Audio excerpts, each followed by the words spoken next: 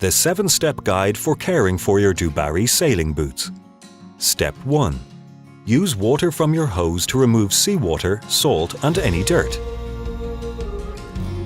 Step 2. Spray Dubarry footwear cleaner all over and scrub with a brush to get a generous lather.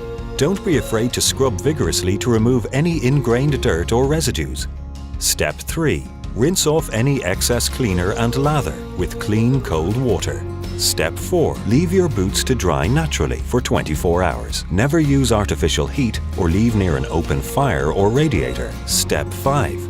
Spray Dubarry footwear protector all over, particularly to the nubuck leather, applying several layers and allowing absorption of each layer before applying the next. This step is best done outdoors. Step 6. Leave your boots to dry naturally for 2 to 3 hours. Step 7.